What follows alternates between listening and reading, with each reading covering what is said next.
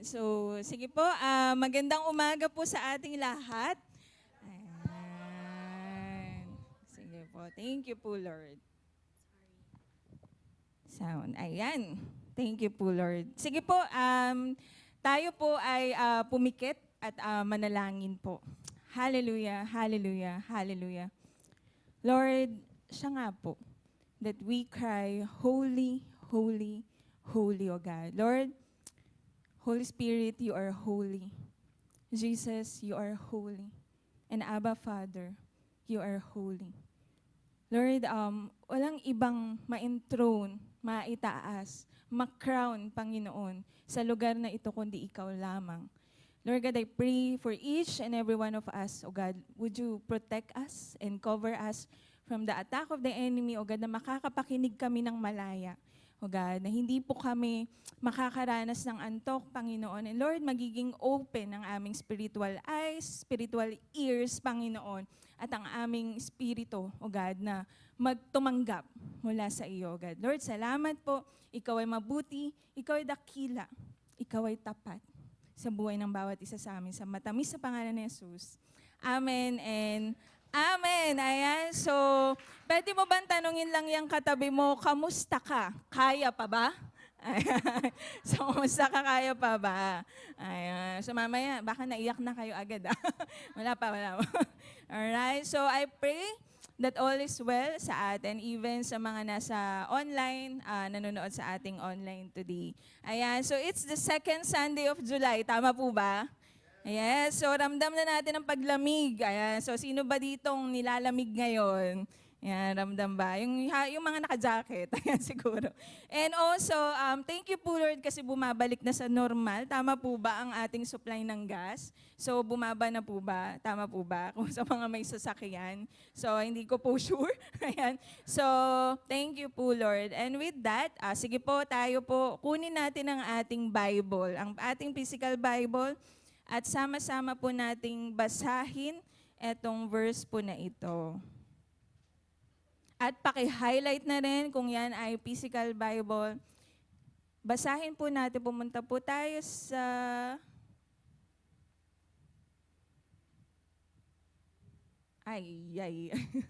pabalik. Ayan, so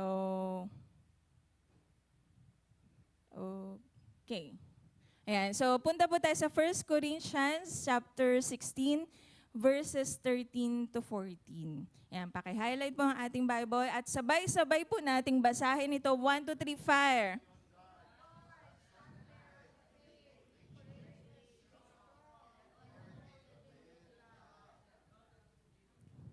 Amen. Amen and amen. Ito pong translation nito, it is in NKJV or New King James Version. So sabi po dito, watch, stand fast in the faith, be brave, be strong, let all that you do be done with love. Ayan. So konting context lang about this chapter. So ito pong chapter na to, dito po kung saan si Paul, sabi nga po, siya po ay nagbibilin na sa Corinthian Church. So, hindi ko alam anong title sa Bible mo ng buong chapter 16, but sa akin po, it is Final Instructions, Personal Plans, and Greetings. Ayan. So, sige, check nyo po kung anong title sa Bible ninyo nitong chapter na ito. Ayan. So, sabi dyan, ito po kung saan nagbibilin na po siya and giving practical instructions sa mga taga-Corinthian Church. Ayan, sa mga tao po doon. So this chapter, it talks about giving. Ayan, kung mababasa natin to ng buo, tinutukoy din dito po yung bilin ni Paul about giving, paano sila magta-tithes, paano sila magbibigay, yung importance ng pagbibigay sa ministry ng Lord. Ayan, financial stewardship. And also, it talks about leadership, kung saan dito kinomend niya si Timothy and si Apollos, kung saan binilinan din po niya yung Corinthian church na isupport etong si Timothy, si Apollos in his behalf.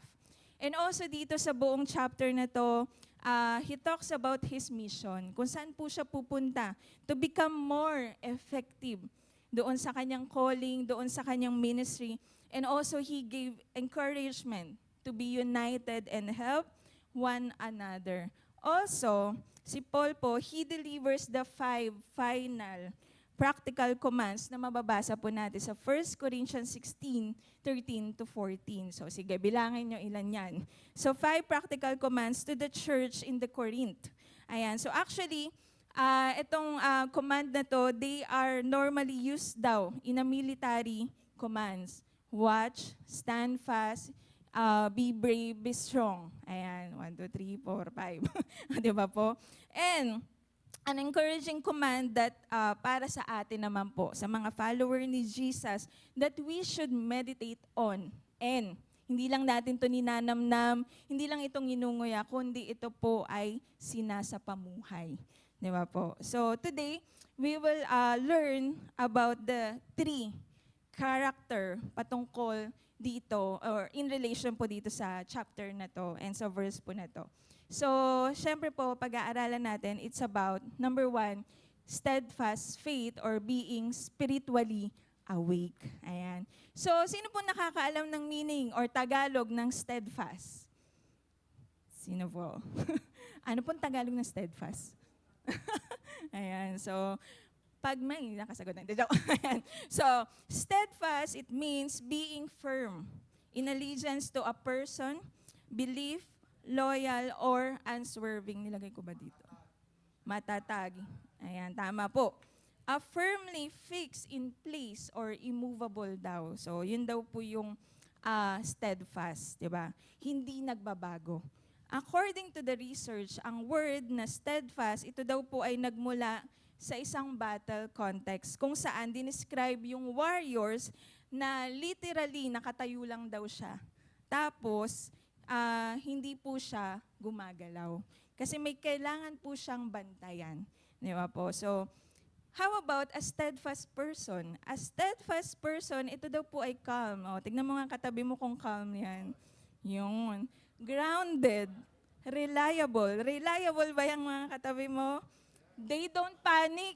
Di ba? They don't panic kapag hindi okay yung pangyayari. Sabi ko sa inyo, may ano ngayon? Titingnan kung sinong magpapanik. So, may daga. Hindi, joke lang. Ayan. So, hindi pa bago-bago. Ayan. And alam mo na ang i-expect mo sa kanila. Yun daw po yung steadfast person. So, dito po, steadfast faith, it means being spiritually awake or be spiritually awake. Sabihin mo nga ulit sa katabi mo, huwag kang matulog, be spiritually awake.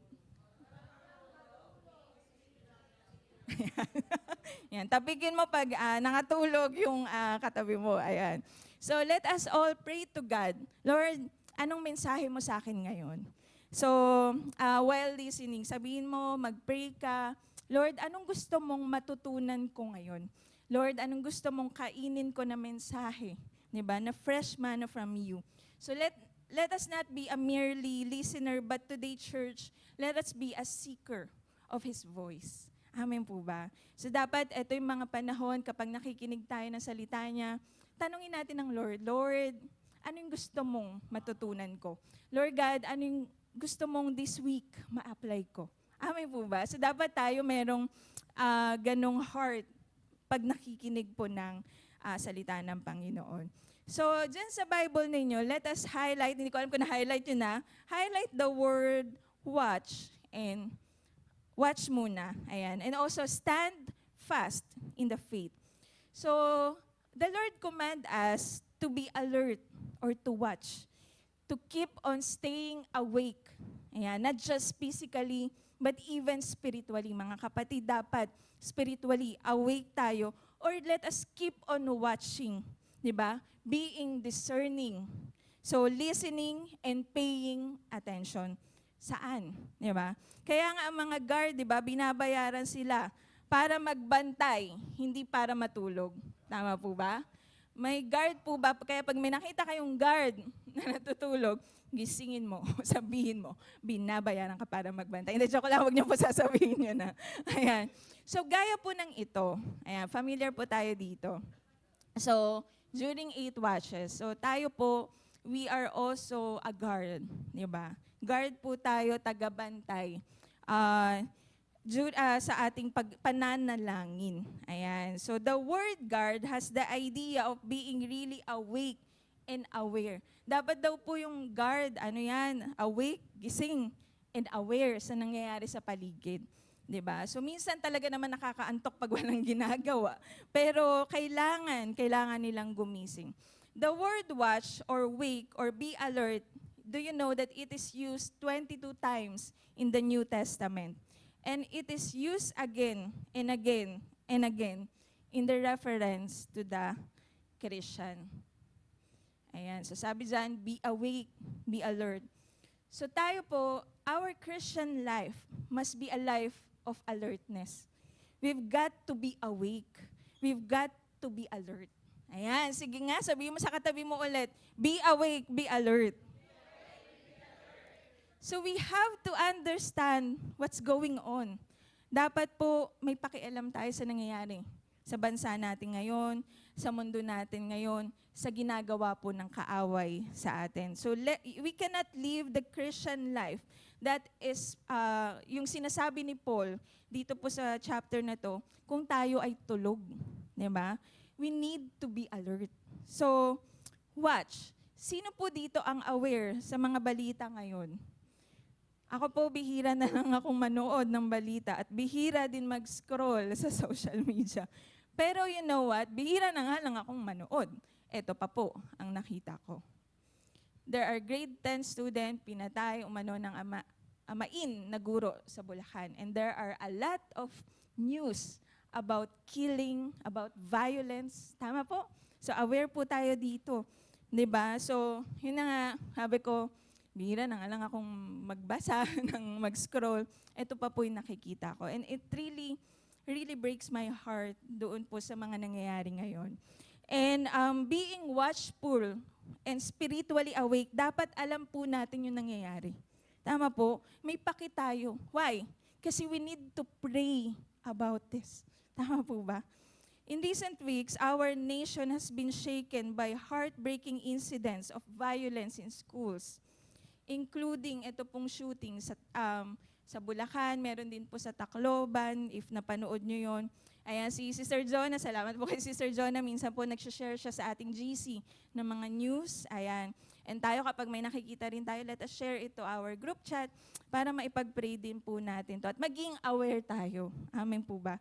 So hindi lang po ito deadline. And hindi lang po to deadline to, sorry. Hindi lang po ito headline. Ayan. So it is, kailangan ko maging gising din. Ayan. It is a wake-up call to the church. Maraming pamilya po, yung nadudurog yung puso. May ilan, kung may kakilala kayo, estudyante, natatakot ng pumasok, o kaya magulang ng estudyante, natatakot ng papasukin ng estudyante sa school. 'Di ba? And there's this generation that is searching for hope, searching for truth and purpose. In one of our prayer time, binigay sa akin ng Lord during our prayer time is to pray for the youth. Talagang nadudurog po yung puso ko when I pray for them. So there's a call for prayer for this generation. Sabi nga po sa prophecy, if naalala niyo po yung sinabi ni Prophet Sadu, di ba? That youth, ito po yung gagamitin. Ito po yung generation na gagamitin ng Panginoon. Generation of God's army. Di ba po? He will raise up an army. And we will face, sabi nga, martyrdom. Di ba? Kung saan may time na darating na kailangan mong talikuran yung faith na meron ka para lang tanggapin yung ino-offer nila. Pero dapat aware tayo, alert tayo, and be discerning. Tama po na tatanggapin ba natin yun or not. So wag tayong pumayag. Sinisira po ng kaaway ang kabataan ngayon. Kaya kapatid, wag tayong pumayag. Ang bata sa generation na ito ay hindi lang po to sa schools. Hindi lang to sa bahay or sa community. Alam niyo po, nangyayari ito mismo sa kanila. Sa puso, sa isip po nila. Araw-araw, ang mga kabataan, nadidisciple po sila ng something na hindi sa Lord. If hindi ng Panginoon, yung culture, yung environment. If hindi salita ng Panginoon, opinion ng mundo. Kaya marami po nagpapakamatay. Di ba po? While the enemy works triple times, di ba? Many times, di ba? To confuse them, to break their identity, di ba? Addiction, unhealthy influences, and false beliefs. Ang dami nang lumalabas ngayon, usong-uso po si ChatGPT. Di ba? Kung hindi tayo magiging discerning or careful sa truth, maaari tayo malinlang. Di ba po? So we need to be wise. So we need to be alert. Be vigilant, kapatid. Ayan. So we as church should not be silent about this. Because God is looking for people who will cry out, be vigilant, and stand in faith for this generation. Sino po teacher dito? Ayan, hindi ko na kayo papataasin ng kamay. For the teachers here and the students, every classroom is a mission field. Don't be too busy, hindi lang naman kayo, siguro tayong lahat, in doing urgent things and neglecting the important things. Ang totoo, lahat naman urgent eh. Pero ano po yung mahalaga? Di ba? Ano talaga yung mahalaga? Mahalaga in a way na align doon po sa salita ng Panginoon. Ano dapat unahin? So paano natin malalaman? Be discerning. Watch. Stay alert. Every campus is a harvest field. Every student and youth is a soul that Jesus died for. Now is the time for us to rise and bring the hope of gospel into every school, university, and campus. So let us not stay in the former things doon sa nakaraan na sasabihin natin, nagawa ko nang mag-share, ayoko na, tinanggihan niya ako. Nagawa ko na yan, ganito, ganyan. So let us not fear rejection. Let us move in our faith. Di ba po? So, wag natin sabihin na wala naman nangyari. Kapatid, hindi mo sure. Kumikilos ang Holy Spirit in your behalf. Diba? So ako po, sobrang excited ko sa pagbukas ng Lord sa Barangay Mariana. We're praying for how many years? Amen po ba? Yan. So parang hindi kayo excited. O ano ba yun? Ito po. Sige, palakpakan po natin ng Lord. For how many years we are praying na ma-open, ma-connect po tayo sa barangay. And this is one of the opportunity. Mabuti po ang Lord. Amen po. Napakabuti ng Panginoon. Kasi for how many years we're praying, nilakaran naman natin. Pero ako po personally, tinuturuan ako ng Lord na ito po yung timing niya. Diba? Sobrang na-amaze ako sa pagbukas ng Lord ng pinto at may bintana pa sa Barangay Mariana. Sabi ko dati, alam to ni Pastor, bakit ako nag-struggle? Ba't ako na-challenge?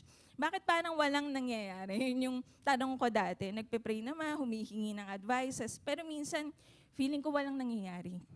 Pero kapatid, may times nawawalan ako ng hope as the head of the local mission. Pero alam nyo, tinuturuan po ako ng Lord. Tinuruan ako ng Lord to be steadfast in the faith, in my faith. Diba? Dapat immovable, unshakable yung faith. So let us watch and be steadfast in faith. So kaya na excited kami sa gagawin ng Lord sa ating Beyond the Game Basketball Clinic. Hallelujah. Thank you po, Lord. Please do pray for this is the opportunity na binigay sa atin ng Lord to share the gospel. Saan? Estudyante. Amen po? Estudyante. And the youth. Let us pray for Bible studies. My dream is to have Bible studies doon mismo sa barangay. Sa barangay hall.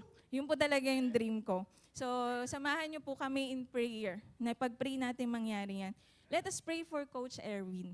Yan, pag-pray po natin si Coach Erwin. Thank you po, Lord. And also, let us pray for the team. Yan, for the leadership.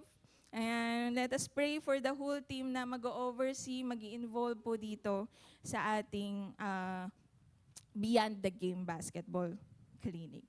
Sabi dito, every student reached is a life rescued. Every young person discipled is a future transformed. every soul won is a victory for the kingdom of God. Amen po ba? Ayan. So let us call on to the Lord of hosts. Sino po yun? The Jehovah Sabaoth. To protect this generation, to guard their hearts and minds, and empower this church to be faithful in sharing His love. Before darkness ang mag-disciple sa generation na to, let the church, let us reach them first. Amen po ba? Ayan. So, I pray makuha natin ang yes, Lord. Diba? The harvest is ready. The doors are opening. The time is now. Amen po ba? Hindi pa po ako tapos. Makakala nyo tapos na ako. So, basahin nga po natin to 1, 2, 3, fire.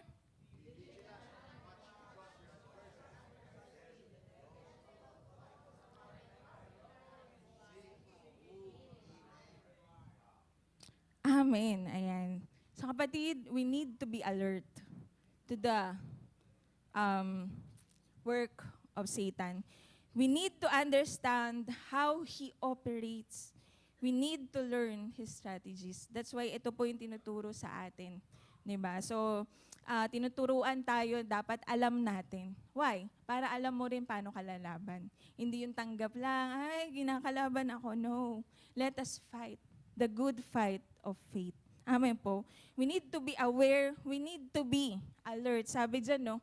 Be vigilant and watch because your adversary, the devil, goes about like a roaring lion, seeking whom he may devour. So, I pray na ang marinig natin is the Lion of Judah, not this lion. Di ba po? Na dinideceive po tayo.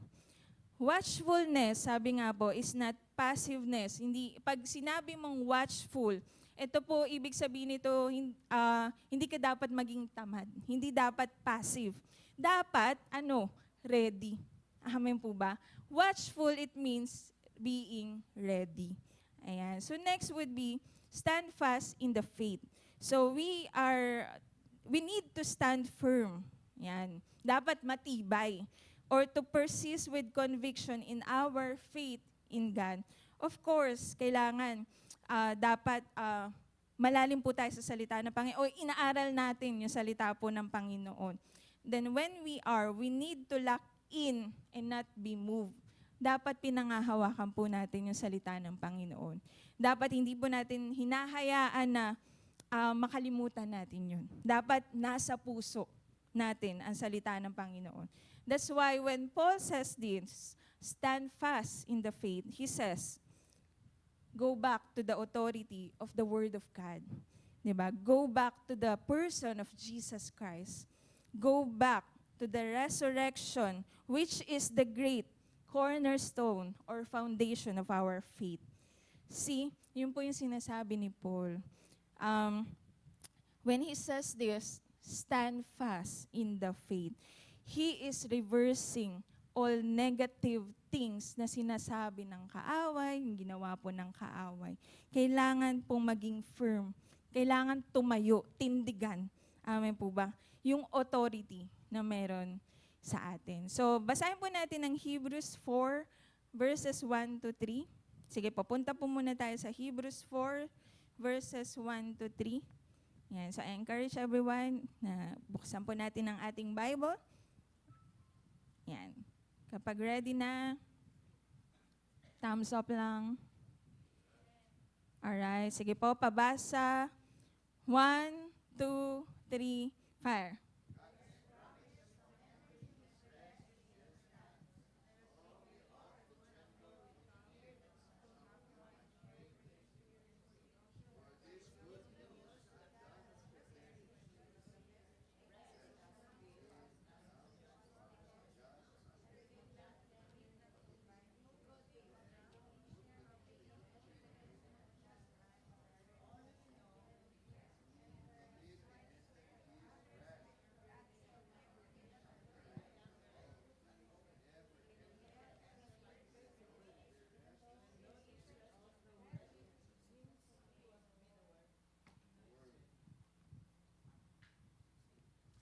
Amen. Ayan po. So, sagalit.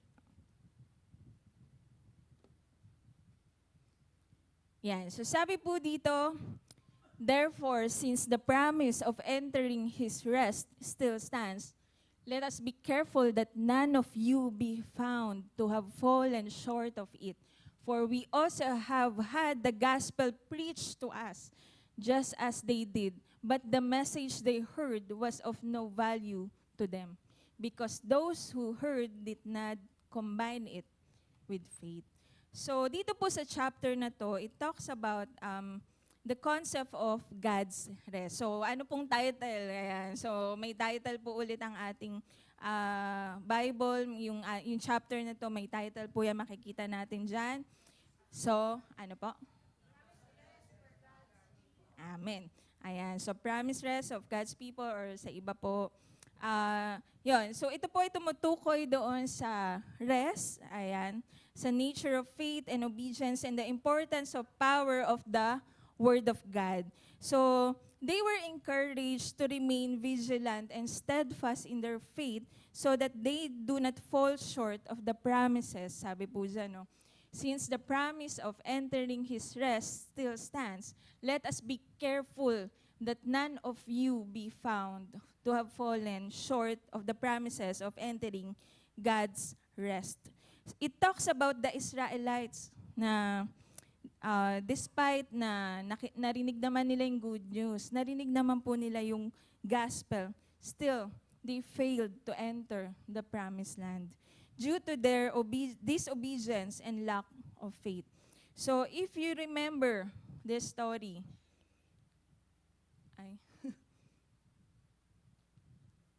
okay, hindi ko pala nailagay. Sige. So, if you remember the story ng 10 spies na pinapunta po sa Promised Land, ayan. So, ilan po yung pumunta doon? Sinabi ko po, 10 po ito. 10 spies. So, ilan po yung nakakita ng maganda? Yan. Sino po yon? Tama. So, si Joshua at si Caleb po ba? Ayan, Caleb. Whatever po. So, dalawa lang po yung nakakita ng kagandahan ng Promised Land, pero yung iba, ano po nangyari sa kanila? Nagkaroon po ng takot. Diba? Hala, may mga giant dun. Hala, matatalo tayo dun. Hala, ganito. Hala, ganyan. Diba? So, tapos, itong takot na to, hindi lang sa kanila, pinakalat pa po. Diba? So, kumalat itong takot na to. So, sinasabi nila, sabi nga po, may promise ang Lord eh. May promise ang Lord to rest. Pero, napakahalaga to stand in the faith to receive that promise. Ano nga ulit ang kalaban ng faith? Yan, nakita niyo na po kanina ito. So, ang kalaban po ng faith is fear. Pansin niyo po, dapat mas maliit. Dapat nga wala ang fear. Dapat mas malaki po ang ating faith, di ba? So, hindi po nila pinahalagahan yung gospel na narinig nila o yung good news. Mas nag-focus po sila saan? Sa fear, di ba? Nauna yung takot, gumawa ng sariling paraan na lang. Sige, sa sumunod na verse, sige po, sundan niyo ako sa Hebrews 4. Sabi dyan, they shall never enter my rest to those who don't believe. Ayan. So, hindi ko na po nilagay. Sundan nyo na lang po ako sa ating mga Bible. So, it was God's plan during creation that we should have Shabbat, rest. Amen po ba? But if we disobey this, we cannot enter His rest. Rest in this context, it means, ano po yung shalom? Ayan. Shalom, mami. What is shalom? Ayan. So, shalom po, it means completeness or wholeness. Diba?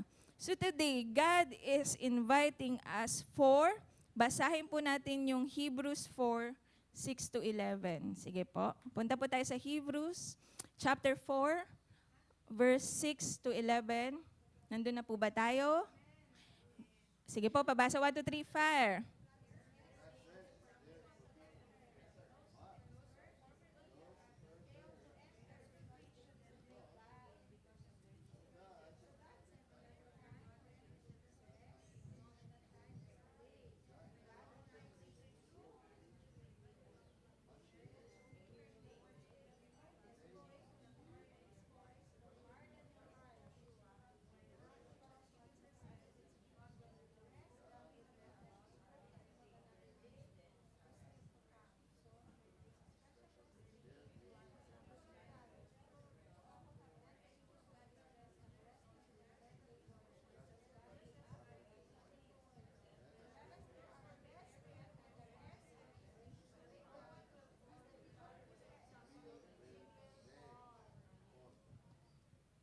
Amen. Ayan. So dito po, sa Hebrews 4, 6 to 7, 10 to 11, sabi po dito, since therefore it remains that some must enter it, and those to whom it was first preached did not enter because of what?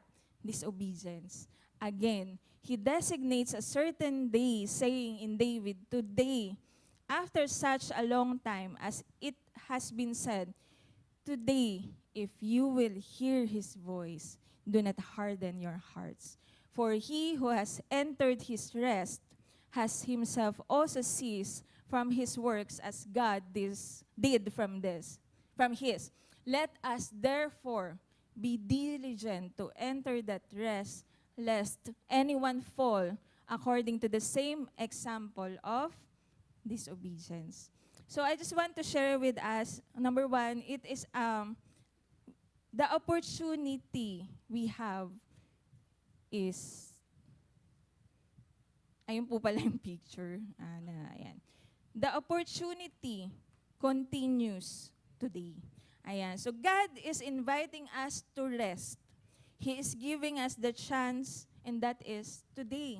So it is accessible today. So God is also reminding us that if we hear His voice, ano pong sabi doon? Do not harden your heart. Unbelief, ito daw po yung root of all unfruitfulness under the word. One of the root. Diba po?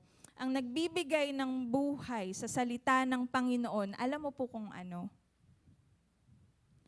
Faith. Your faith. That's why a steadfast faith, dapat po, sabi kanina, number 1 natin, steadfast faith, be spiritually awake. So His patience is offering today shows His desire for repentance and relationship with Him. Diba? So, sabi po sa 2 Peter 3:9, so pwede po nating i-check. Ito po, allow me to share lang ng mabilis. It is all glory po sa Panginoon. Recently, we had 2 days retreat po sa office. So, ang saya pong makita yung mga tao na, ito po kasi bago kami mag-come up na itong event, pagpipray po muna namin sino sa kanila, babasahin namin yung mga stories nila, 'di ba? So, ang sarap makita na yung pinagpipray mo, nagkakaroon ng transformation. Ang kanilang heart, and kanilang mind, and all glory to God kasi naging successful po yung aming event. Hearing their testimonies, how God touched them, di ba? And changed them, especially when they accept Jesus as their Lord and Savior. Tapos po, may part kasi doon na nagkaroon kami ng baptism of the Holy Spirit. Grabe. And grabe lang po yung pagkilos ng Lord during that time. It was the moment kung saan bumuhos po yung napakalakas na ulan. And that moment, sabi ko, wow, sabay. Na yung oras po na bumuhos yung malakas na ulan sa atin, nung Friday, yun din po yung moment na nagkakaroon po kami ng baptism. And all glory to God. And kasi talagang nung time na yon, grabe, yung pagkilos po ng Panginoon, they were all baptized. They were all because they all accepted Jesus. Kasi nung una po naming mga batches, hindi po naging ganun yung pagpili namin or yung process namin. But nung time na hinawakan ko na po siya, so sabi ko, let's change our process. Ayun po. So nagkaroon kami ng mga prerequisite. Ayun. But nakita din namin how the enemy steal the truth to them. Alam nyo, when they heard the gospel, lahat sila nagiiyakan. Wala ni isa, pati po kami umiiyak. Yung tipong, alam mo naman alam niyo po yun. Alam mo naman, naririnig mo na yun. Pero ang word ng Lord, it is alive. It is powerful, it is active. Na kahit paulit-ulit mo siyang napapakinggan, may bagong revelation palagi. Amen po ba? So, iyak po sila ng iyak, pati kami doon sa likod na umiiyak din, na nakapakinig, sobra kaming na-remind. And I saw a harvest dito po sa grupo namin na to, na hinog na, i-harvest na lang. And boom, they were ready for God's greatness. Ito pong mga tao na to, most of them, they are also ready for baptism. So meron din po kasi kaming water baptism sa company. And grabe din po yung healing na ginawa sa kanila ng Panginoon. Not just to them, but also sa volunteers o sa mga nasa likod lang. So ito po sinasabi ko sa aming team. Sabi ko sa kanila, the fruit of our labor is not in vain. In vain. The fruit is a life that has been touched and encountered and transformed by Jesus Christ. Yun po yung lagi ko nire-remind sa aming team na hindi naman sa work mo, hindi naman dahil sa'yo. It is the move of the Holy Spirit na nabago po yung buhay ng mga taong ito. Di ba po? So kami po ay vessel lamang ng Panginoon. So it is a blessing to have that freedom na ma-share yung gospel, na hindi po kami nahihiya, hindi kami natatakot, di ba? Hindi kami natatakot mapagalitan o kaya mapaalis. And I always, ito po lagi ko sinasabi sa sarili ko, dinideklara ko po ito sa sarili ko po pag napapagod na ako, that the joy of the Lord is my strength. So ano po yung nakakapagpabigay ng joy sa Panginoon na nagiging kalakasan ko? It is when one soul receive Him as their personal Lord and Savior. Kapag may tumatanggap sa Panginoon, may nababago pong buhay, pag-iisip, talagang, ewan ko, hindi ko po ma-explain yung joy. Diba? Kasi yung joy na yun, hindi po sa akin galing. Yung joy na yun sa Lord. Sa Lord po siya galing. And it will truly strengthen us. It will truly empower us. So, meron doon, alam niyo po, may isa doon, gusto na niya mag-resign. Sabi niya, magre-resign na ako Thursday or Friday na po yung retreat namin. Sabi ko, kumalma ka muna. Ayan, umattend ka ng retreat. Tapos after nun, thank God, hindi ko na narinig sa kanya na magre-resign ako. Truly, siya po ay nakakilala po sa Panginoon. Ito po yung kinukwento ko sa atin. Hindi ko sure kung na dito ko po na-share yun na siya po yung lumapit din sa akin na nagpapaturo paano mag-devotion. Pero hindi pa po siya believer. Ayun. So, ito po yung binigyan namin ng Bible, tapos nagpaturo po siya. And now, praise God, kasi nakikita ko yung move ng Lord sa taong to. So, dito ko po nakita that indeed, there is a revival even in the marketplace. Di ba po? Even in the campus. Ano lang po kailangan natin gawin? Stand firm in the faith. Di ba po? So, alam nyo, dito sa event na to, hindi po kami nag-earn. Yeah. So, hindi kami nag-earn dito. Kami po yung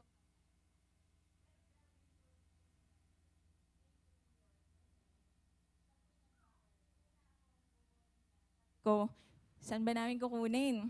Pero sabi sa akin ng Lord, wag ka mag-worry, ako yung provider. Ayan. So not just the pera, not just the finance, but even the person. So kasi syempre, sa work, busy yan. So next po natin na gusto kong i-share sa atin, na tinuturo po dito is Sabbath or rest. Ayan. It connects us to ultimate rest. Ayan. To the sacred rest na sinabi ng Panginoon during creation. So it indicates to stop from work. Ayan. So marami po, may mga guilty po dito pag Shabbat. Nag-work. Diba? So sabi nga po, let us stop from work. Hindi ito to the point na wala ka nang gagawin pag tuwing Friday, di ba? Kundi to the point of being like Mary, who rests in God's presence. So, shalom, it is achieving completeness and fulfillment in God. So, as God finishes work and then rested, nag-rest po ba ang Panginoon? Sinabi po yun sa Genesis, diba? He rested from it. So, He will cause those who believe to finish their work and to enjoy their rest. Alam niyo po, it is very evident that there is a more spiritual and excellent Sabbath remaining for the people of God than doon sa seventh day. Diba? So, next po would be, sabi doon, mababasa po natin sa verse na binasa natin kanina, make every effort. Ayan. So, make every effort, it means to be active in pursuing. Diba? Reflecting that entering, sa pagpasok daw natin sa rest, sa Panginoon, it involves diligent faith and obedience rather than passive, yung walang ginagawa. Diba pag naghihintay, madalas walang ginagawa. Pero sabi, passive waiting. Yung wala kang ginagawa but be diligent. Sabi po dyan sa verse na yan. So si Joshua, he led the people into the promised land. But Jesus leads us into the eternal rest. So God has always declared man's rest to be in Him. Sinasabi po ng Panginoon, ang rest, ang tunay na kapahingan ay sa Panginoon. Hindi mo yan magagawa on your own. Diba? And His love to be only real happiness of the soul and faith in His promises through His Son, Jesus Christ. It is the only way to enter that rest. So next po would be, let us have steadfast hope. Be spiritually mature. So, dito na lang po natin basahin. Basahin po ulit natin to. 1, 2, 3, fire.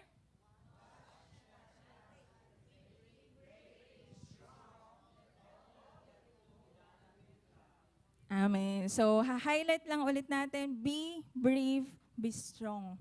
Yan. So, what is the key to being brave and strong? It's the word. Tama po ba? It is the word of the Lord.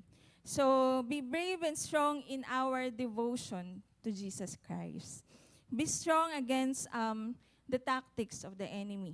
Meaning, di ba, as we enter our 21st anniversary, sinasabi po sa atin ito ni Pastor B-Boy, let us be mature.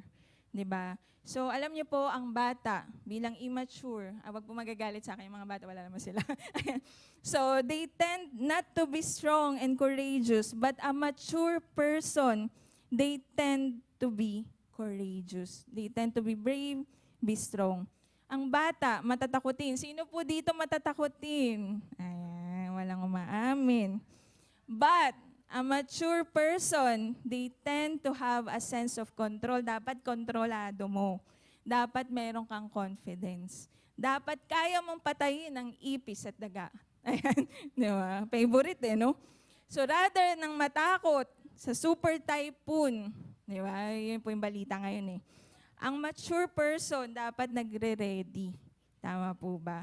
Dapat naghahanda. Hindi na go sa flow ng mundo na hala, ganito, ganyan. Dapat ready. Amen po ba? So sabi ni Paul sa 1 Corinthians, wala na po to dyan, but sabayan niyo po akong basahin sa 1 Corinthians chapter 14, verse 20. Sige po, punta po tayo doon. 1 Corinthians chapter 14, verse 20. Yan, nandun na po ba tayo? Sige po, pabasa. 1, 2, 3, fire.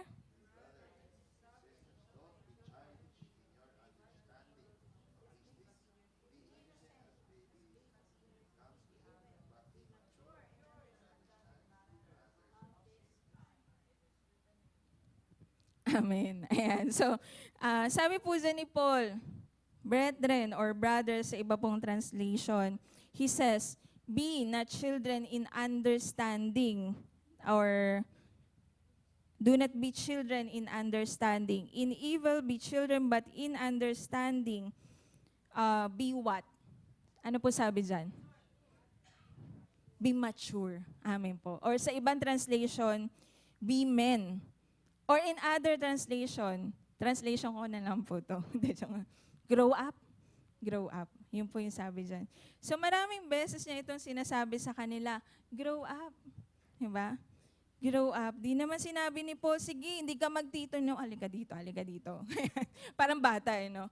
So, hindi naman ganun pagkasabi ni Paul, na alika, na, hindi ka nagtitino, sige, papaluin kita.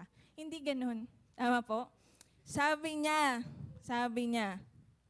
grow up, be men, be mature. Tama po ba?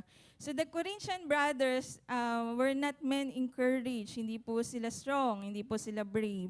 They were not men in maturity. Why? They were babies, like babies, nag-aaway, squabbling, immature, flopping around from every false doctrine. Diba? Even their religious worship was infantile. It was all based on feelings and emotions rather than the truth and what is saying in the Word of God. That's why nire-remind po sila ng Paul, be mature, grow up. Diba? Sabi nga, if nag-grown up sila, maiiwasan nila yung pag-aaway, maiiwasan nila yung problema, diba? Yung disunity, carnality, and worship na based lang sa feelings and emotions. Kaya sinasabi ni Paul, be mature, grow up. Hindi na dapat milk yung kinakain. Diba? Dapat meat na yung spiritual food natin. So when reading the word, seek for more. Hindi na dapat nagbasa ka lang. Seek for more. Amen po ba? For deeper revelation of God. Ang dami nun. Daming revelation ng Lord, kapatid. Ang dami. Ang dami. Maniwala ka lang. And you'll be amazed. Amen po ba? Kaya every time we read the word, ang daming bagong revelations. And sino po dito, kapag nagbabasa ka ng salita ng Panginoon, tapos ang daming revelation sunod-sunod, sobra kang naa-amaze. Yan. Sige, taas natin kamay. Sino po yung ganun doon? Yan, di ba na parang, oh wait lang, Lord, oo, teka, susulat ko. May mga ganun, kung nagsusulat po tayo, di ba? Na, ay, nung last year, binasa ko to, parang hindi ito yung na-reveal sa akin.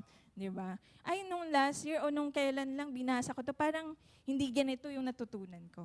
Ganun po yung Lord. Ganun yung word. It is alive. It is powerful. Amen po ba? That's why, be strong. Bakit niya sinabi to? Ang totoo, we cannot strengthen ourselves. Hindi kasi po natin trabaho yon. Bakit ko sinasabi yon? Ito pong salita ng Panginoon. Basahin natin. 1, 2, 3, fire. Yan po. So, pinutol ko lang yan, pero sa ibang translation, sabi po dyan, finally, brethren, be strong in the Lord, in the power of His might. Sabi po dyan, be strong. Be strong ba, period? Yung meaning, kaya mo na yan. Kaya mo on your own? Kaya mo ata on your own? Ano pong sabi dyan? Isa pa, sabihin nga natin, 1, 2, 3, fire. Kapatid, maniwala ka. Maniwala ka. Be strong in the Lord. Hindi po sinabi dyan, be strong, period. May kasunod po, in the Lord and in the power of His might. Diba? So, be strong, it means tayo. Diba? In the Lord. Kapatid, isurrender mo sa Lord. Isurrender mo sa Lord yung weaknesses mo. Diba? Kasunod dyan, and in the power of His might, meaning, ano pong ibig sabihin no? Hayaan mong siya yung kumilos. Ikaw, isurrender, at hayaan mo siyang kumilos.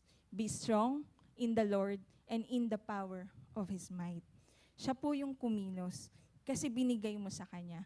So, strengthening of the spirit, strengthening of the inside or our inner man, a strong spirit that can overcome the flesh.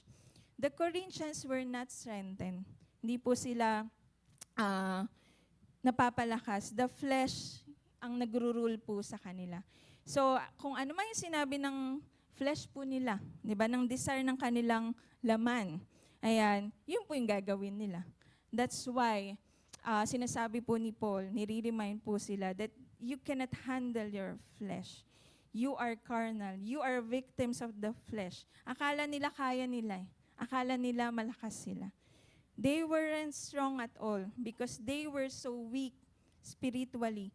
They actually became weak physically. Ang totoo, napakalinaw ng salita ng Panginoon. Kung wala ang Panginoon, hindi natin kaya. Amen po ba? Ang totoo, kapag wala si Lord, we cannot be strengthened. True greatness, it comes from humility. Right? Kapag tayo po ay nanghihina, then, ang sabi po ng salita ng Panginoon, we can be strong in the Lord. He said that in the second letter to them, when we're weak po spiritually, emotionally, mentally, and even physically. Sino pong ganun ngayon? Sino po, wag niyo na po itaas kamay niyo. Sino po yung nakakaranas sa atin ng, parang nanghihina ako ngayon, na parang, wala lang, go na lang, para na lang hangin, di ba? Dumaan na lang yung araw. Na hindi mo napapansin na weak ka na pala, physically, spiritually, mentally, and emotionally. Kapatid, ang sabi ng salita ng Panginoon, para tayo ay may strengthen, let us fall on our knees and seek God in prayer. Let us cry, holy, holy to God. Gaya ng inaawit po natin kanina. Kapag nangihina tayo, lumapit tayo sa Panginoon. Let us fall on our knees. Let us humble ourselves before the Lord. I remember one time during worship, nangihina po tong kaliwang braso ko. Kasi ito po yung may opera. Ayan. Pero alam niyo po yun, nung time na yun na nangihina po ako, pinilit kong itaas yung kamay ko while worshiping. Tapos unti-unti, alam nyo, syempre ang hirap nun kasi ang bigat, tapos parang hindi ko maintindihan. Then alam nyo, after nun, yung unti-unti ko siyang tinaas, kahit masakit, nawala po yung sakit. And I know na hinaharangan ako ng kaaway that time na wag ka mag-worship. No, not today, Satan. Di ba po? So lastly, it would be steadfast love. Be spiritually loving. So sabi po dito, basahin na lang po natin naka-highlight, 1, 2, 3, fire.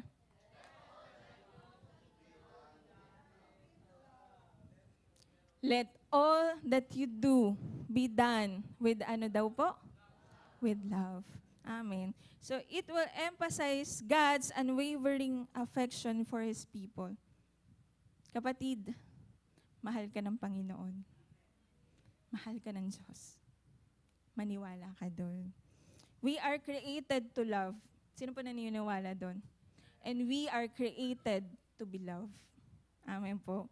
So the term steadfast love in Jewish context is derived from Hebrew word, chesed, or it means loyal love or covenant loyalty. It signifies God's enduring love and kindness which is demonstrated throughout the Bible. So ang idea daw po nito, it's not just an emotion, but it involves action. Dapat may action, di ba? So that reflects God's character, such as service and care for His people, or an act of service. It embodies God's unwavering commitment and mercy towards His people. So reflecting His faithfulness and loyalty in a covenant relationship. So kung sa tingin mo walang loyal sa'yo, kung sa tingin mo parang walang tapat, ang Lord, He is forever faithful. Amen po ba? So, alam niyo po yung binasa natin kanina na verse na yon. So 1 Corinthians 16:13-14, love, ito po yung nagbabalance sa kanila. Sabi in verse 14, let all that you do be done in love. Diba? We just told, sabi kanina, watch, be brave, and strong, ready for battle, suited for war. Yes, we are ready for battle.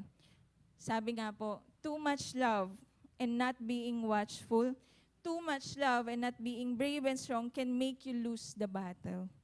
Dapat balance. Yun po ang salita ng Panginoon. Balance. Dapat partner. Dapat magkasama. Hindi love lang. Hindi watch lang or be strong lang, be brave lang. Dapat be brave, be strong, watch, di ba? Dapat may love. Tama po ba? Dapat partner yun. Hindi mo sila pwedeng paghiwalayin. Kasi sabi doon, sa verse 14, let everything that you do be done in love. It can mean self-sacrificing your need towards others' need. Tama po ba? It means not just an emotion, but an act of love. Diba? Dapat merong action. Kasi si Jesus nung nagmahal, ang Father nagmahal, may action. Ano po yung action? Yung ginawa po niya sa cross. Tama po ba? So, He died on the cross, and He also resurrected after 3 days. So, the need of a person who has a need, gaya ng ginawa ni Jesus when He washed the feet of His disciples. Dahil nga, sabi nga, dahil nag-aaway sila, kaya nire-remind sila ni Paul to love one another. May division na po kasi. 'Di ba? May di pagkakaunawaan. Kaya sabi ni Paul, do everything in love. They had an unloving approach doon, even doon po sa mga spiritual gifts na binigay po sa kanila. And were unloving in everything. That's why sinasabi po dyan ni Paul, let all that you do be done with love. Yan. So napakalinaw with. Di ba po? Hindi in love, hindi for love, with love. Magkasama po. Amen po. So Paul is saying in Ephesians 3:16, I pray for you, sabi niya doon, that you will be strengthened by His Spirit in the inner man. The next verse says, that you may know the love of Christ which passeth or passes knowledge. Love is from the Holy Spirit. So dapat ang word, love is from God, love is from the Father, love is from Jesus, love is from the Holy Spirit. So dapat ang word at ang Spirit, they work together to provide love. Kasi totoo, pag sinabi lang, word lang hindi mo talaga magagawa. Dapat may ka-partner. Dapat ka-partner mo yung Diyos. Tama po ba? Pwede mo sabihin sa akin, Casey, ang hirap niyang mahalin. Di ba? Na ganito siya, na ganyan siya. Kaya nga sabi dyan, let all that you do be done with love. Nahirapan ka? Sabi po kanina, di ba? Be strong in the Lord. Dapat kasama po ang Panginoon. So, it's a reminder that our life is not always easy. But it is worth fighting for. So Paul encourages the Corinthians to be vigilant and steadfast in their faith, knowing that God is always with them, empowering them to overcome every obstacle and trial. These verses serve as a calling the believers to a life. Ito pong verse na to, it means it is a calling for the believers to a life markado po dapat ng being vigilant, ng faith, ng hope, ng courage, strength, and above all, love. Amen po. So a steadfast culture or a steadfast life is not just being strong people, na kailangan strong ako, na kayang lagpasan yung problema. Hindi po ganun ang ibig sabihin ng pagiging steadfast. Kundi dapat ito po ay nakaangkla. You are anchored in the faith, boldness, hope, and love. And lastly, ito po, lagi ko pong sinishare ito sa atin. So, dinulo ko na, I want to share the name of the Lord that we can call unto this week. Nalala ko, nabanggit din to ni Pastor Cynthia. Yung name ng Panginoon, it depends kung ano yung sitwasyon mo. So, yun yung tatawagin mo. So, yung nakaraan, ang tinuro po natin is Jehovah Sabaoth. Ano po yun? The Lord of Hosts. And today, kapatid, I just want to share with you, Jehovah Shammah. Ang kasama. Sabi po dyan, Jehovah Shammah, the Lord is there. Totoo naman, ang kasama mo palagi. Amen po ba? Ayan. So, Jehovah Shammah, the Lord is there. This week and the coming weeks, kapatid, kapag feeling mo alone ka, feeling mo nag-iisa ka, walang kasama, isama mo ang Lord, di ba? Kasama mo ang Panginoon. Amen po ba? So, it means that God's constant presence, Jehovah Shammah, it means that God never leaves His people, making Him a steadfast, di ba? Immovable companion in every season. God's unwavering presence is one of the clearest expression of His steadfastness. Kapag naniniwala ka na ang Diyos ay kasama mo, naniniwala ka ba na ang Diyos ay nandito ngayon? That the King is here. Amen po ba? So, kapag naniniwala ka, ang Panginoon ay kasama mo. Amen po ba? That the Lord is always there in your life because He is always with His people. We can remain steadfast in our faith, hope, and love. Steadfast because Jehovah Shammah is always with us, is always there for us. His presence never changes, tayo lang po yung nagbabago. His promises never fail, tayo lang hindi naniniwala. And His faithfulness endures forever. That's why, church, let us have a steadfast faith, be spiritually awake, steadfast hope, spiritually mature, and steadfast love, be spiritually loving. And this is the principle for having a powerful life. Life that is victorious. The Lord is always there. He is our Jehovah Shammah. In this season of our life, kapag feeling mo na parang everything is shakeable, the Lord is unshakable. Hindi po nagbabago ang Panginoon. Amen po ba? That's why tayo po ay patuloy na maniwala, manampalataya, magtiwala, at magmahal. Di ba po? So, ayun lamang po, and thank you po, Lord. Sige po, Pastor. Thank you.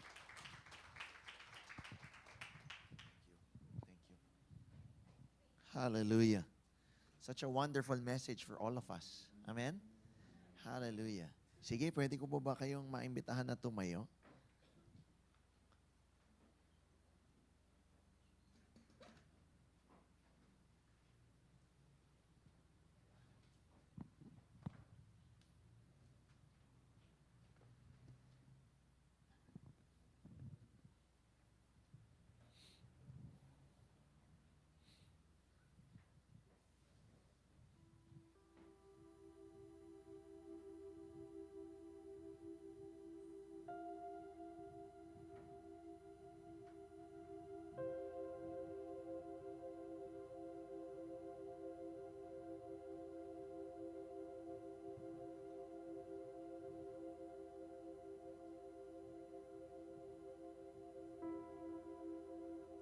Dumadaan po tayo sa pagkakataon na meron tayong dinadaanan sa buhay. And then, napipilitan tayong tumayo sa mga bagay na hindi po naaayon sa salita ng Diyos. Hindi dahil, o siguro dahil hindi mo alam, siguro bago ka sa Lord, hindi mo pa alam. Baka hindi mo pa nababasa yung Bible, okay. Pero doon po sa mga alam mo naman, and yet, meron ka pa rin ibang tinitindigan.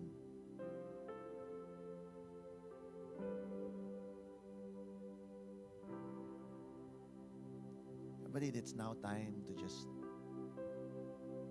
let go of beliefs, traditions, rituals na hindi po sa Lord. So the Lord is inviting us na maging mabilis, sabi, stand fast in faith. Maging mabilis na tumindig doon po sa katotohanan, sa tama. Hindi po doon sa nararamdaman, hindi sa nakikita, hindi rin lalo na doon sa baka sabihin ng iba.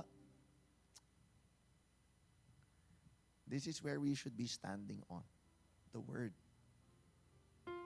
Because everything will pass away. Sabi ng Lord, but my words will remain. This is it. This is it. I know, marami sa atin, we face challenging, difficult times. Sure, lahat po tayo, walang exempted. Everyone is going through. In fact, dun sa binasa kaninang 1 Peter chapter 3, ano po sabi niya, lahat naman dumadaan sa challenges at pagsubok. Pero napakaganda po ng imbitasyon ng ating Lord.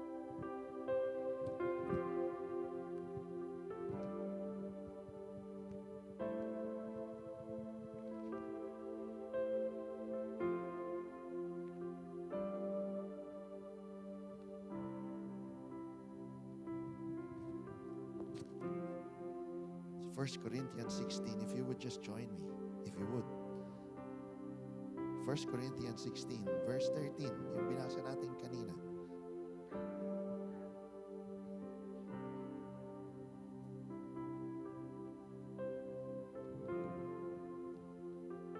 Just read it aloud. 1 Corinthians 16, 13 to 14. 1, 2, 3, fire. Be on guard. Stand firm in the faith. Be courageous. Be strong. And do everything with love.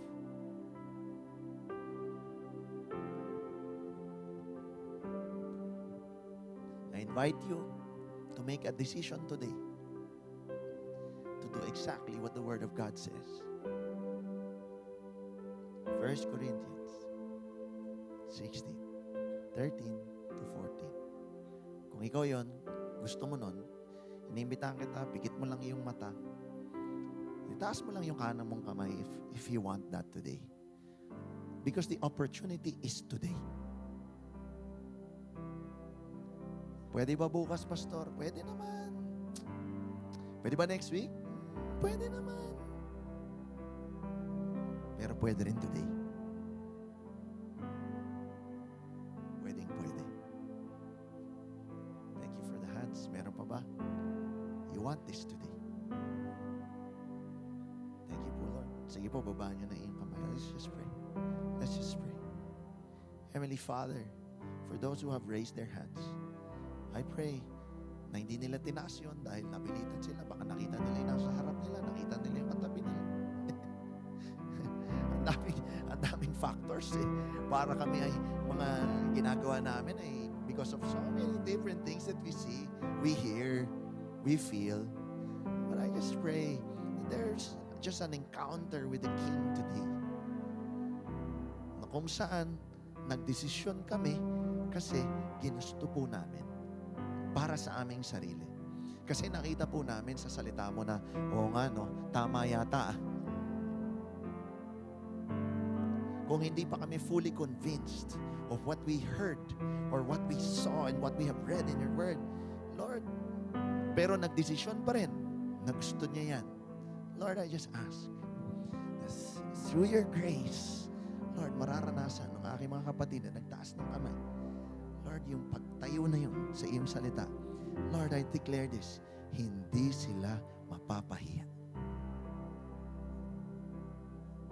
In the challenge, the challenges, the trials, the problems, the difficulties, the heaviness, Lord God, that weighs around us, that we call life.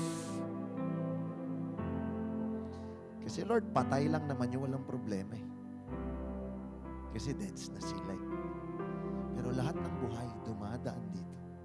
Sa mga nagdesisyon ngayon, sa mga magtitiwala sa iyong salita, who would stand firm in faith, be steadfast in faith, will be steadfast in hope, will be steadfast in love, as you said, hindi sila mapapahiya. Because you are the God who is there. Jehovah Shammah, Yahweh Shammah, the God who is there. And in every season, in every decision point in our life, in every time we say, Lord, I choose you. Lord, I choose to stand on your word. You will be there. The Word who was in the beginning, the Word who became flesh, the Word who is preparing His bride till He comes. Thank you, Lord. Thank you doon po sa victory, doon po sa success na mayroon to those who will stand on your word. In Jesus' name, Amen. Amen.